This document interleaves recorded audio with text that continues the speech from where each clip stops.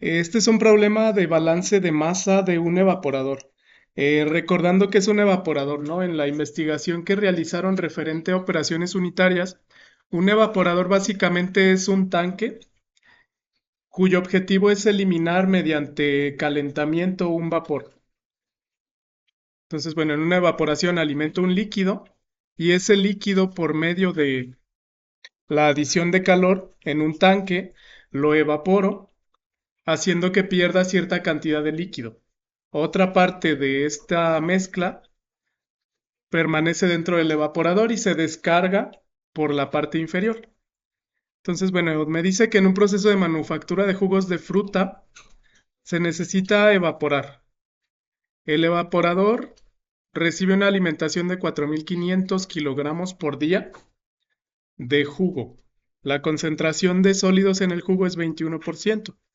Esto se entiende que es porcentaje masa. Si se desea concentrar los sólidos hasta que tengan 60% en la fase líquida, calcule la cantidad de agua evaporada. ¿Qué estoy haciendo? Si yo me imagino un jugo de fruta, bueno, yo sé que de una parte tiene agua, ¿no? Realmente los jugos o las bebidas son agua más cierta cantidad de sólidos. Los sólidos suelen ser azúcares, vitaminas, proteínas, sólidos inherentes a la fruta, ¿no? Pulpa de fruta. Aunque bueno, ya en la actualidad prácticamente la mayoría de las formulaciones de jugos no son naturales, son muchos compuestos artificiales, ¿no? Que tratan de imitar el sabor.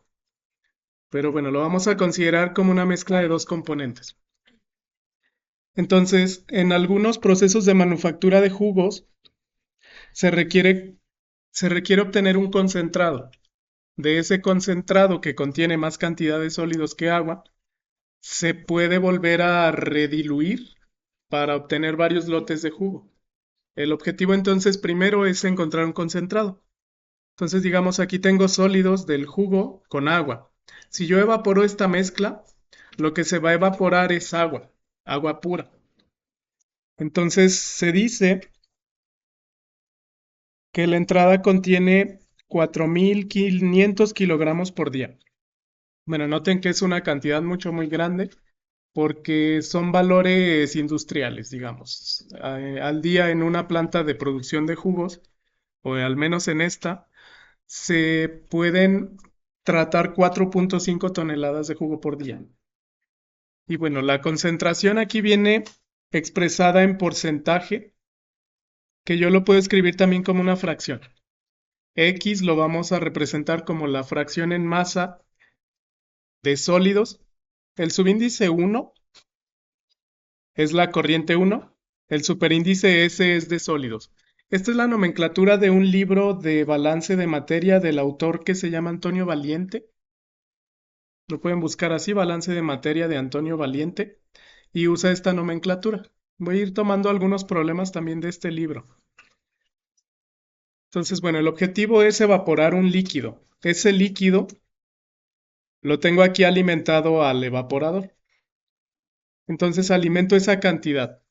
Yo lo único que sé es que voy a eliminar agua líquida en conjunto con el sólido, ¿no? Tengo aquí abajo el concentrado y por el proceso de evaporación yo evaporo precisamente agua pura que iría en la parte superior. Se representa en la parte superior debido a que los gases son menos densos que los líquidos y siempre salen por arriba, ¿no? Entonces, de acuerdo a la nomenclatura de este libro, se le llamó L1 a esta corriente, L3 a la corriente de concentrado. El concentrado con 60% de sólidos entonces sería L3. La corriente 2 la podemos llamar L2. Yo por facilidad la voy a llamar B2 porque esto es un vapor, ¿no? Esto es agua pura. Es pura pero en fase vapor. Entonces lo que está haciendo este proceso es que mediante la adición de calor a este evaporador se evapora el agua pura y los sólidos permanecen en la solución. Como yo evaporé una parte de la mezcla, la fracción en masa de los sólidos va a aumentar. Por eso se dice que se concentra. Entonces ese es el planteamiento que vamos a iniciar.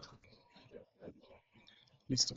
Para plantear el balance, recordemos siempre hay que rotular las corrientes. A esta le llamamos L1 A esta le llamé B2. A esta le llamamos L3. B2 también tiene una fracción en la corriente 2 de agua. A la agua le voy a poner A y la fracción de agua es 1, ¿no? Porque es agua pura o 100% en masa de agua. Ahora, yo puedo plantear con base a esta figura dos tipos de balances. Un balance global y un balance por componente. Me piden que calcule los flujos B2 y L3. Textualmente, calcule la cantidad de agua evaporada, o sea, B2, y a la vez voy a resolver para L3. Recuerden, un balance global siempre se escribe como la sumatoria de los flujos másicos de todas las entradas es igual a la sumatoria de los flujos másicos de todas las salidas. Sin embargo, voy a considerar los flujos totales. En el balance global voy a considerar las letras que yo representé para flujos totales. L1 es la única entrada y hay dos salidas. Hay una salida en B2 y hay una salida en L3, ¿no? Ese es el balance global. L1 yo lo voy a sustituir por el valor que conozco, que en mi caso sería 4500 kilogramos por día. Y esto va a ser igual a B2 más L3. No tengo más información del balance global. Solo sé que obtuve una ecuación, pero tiene dos variables. No conozco ni B2 ni L3. Entonces por sí solo no puedo resolver el balance global. Necesito otra ecuación para poderlo resolver. La otra ecuación que yo requiero para poder resolver este sistema es al menos una ecuación de un balance de cualquier componente. Los dos componentes son agua y sólidos, ¿no? Se entiende que esta corriente contiene agua y contiene sólidos. Esta corriente también agua y sólidos, ¿no? Y esta corriente es agua pura. Ahora, yo sé la fracción en masa de sólidos. Aquí la fracción en masa de sólidos es 0.21. Se entiende que de agua es el resto, ¿no? Siempre la suma de las fracciones en una mezcla binaria debe sumar 1. Entonces, se entiende que 1 menos 0.21 sería la fracción en masa de agua, o sea, 0.79. De acá la fracción de agua es 1, porque entiendo que es agua pura. De aquí en la corriente concentrada de sólidos yo tengo una fracción de 0.6, aquí está. Y de agua tendría que ser 0.4 para que esto sume 1, ¿no? Entonces, con base a esto yo puedo plantear dos balances por componente. Noten que si yo sumo los dos balances por componente, obtengo el balance total o el balance global. Por lo que realmente de las tres ecuaciones que yo puedo plantear, solamente dos son linealmente independientes. Entonces, para poderlo resolver, yo requiero o bien solamente el balance global, más uno de los componentes, o el balance de los dos componentes. Por facilidad estoy usando el global y el de un componente, ¿no? Ahora, yo puedo analizar aquí con base a lo que me piden, que es el flujo B2, ¿cuál balance me conviene plantear para hacer menos cálculos? Noten que si yo hago un balance de agua, hay agua en la corriente 1, hay agua en la corriente 2 y hay agua en la corriente 3. La ecuación del balance de agua genera tres términos, pero la ecuación del balance de sólidos solo genera dos, ¿no? Porque hay agua aquí, perdón, hay sólidos aquí y hay sólidos acá, pero en la corriente evaporada que yo llamé B2 no hay sólidos. Entonces me conviene plantear un balance de sólidos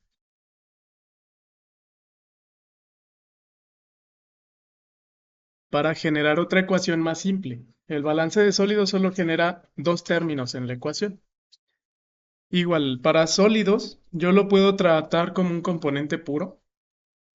La sumatoria de los flujos másicos de entrada de sólidos debe ser igual a la sumatoria de todos los flujos másicos de salida de sólidos, ¿no? Aquí es sólidos. Y bueno, ¿cuánto entra de sólidos en la corriente 1? 0.21 por L1, ¿no? Si yo lo sustituyo, tendría que 0.21 por 4500 kilogramos por día. No se olviden de las unidades. Si yo hago un balance, todos los términos de el balance propiamente deben tener las mismas unidades. Por lo tanto, esto es igual a L3 que no conozco por la fracción de sólidos en L3 que es 0.6. Con base a estas unidades, si yo despejo L3 de esta ecuación, bueno, debería tener las mismas unidades que L1, kilogramo por día. Nada más de ahí vamos a despejar L3. Entonces, despejando del balance, lo voy a poner aquí abajo. L3 va a ser 0.21 por 4.500 kilogramos por día entre 0.6. Y eso me queda en kilogramos por día también. Poner aquí más compacto.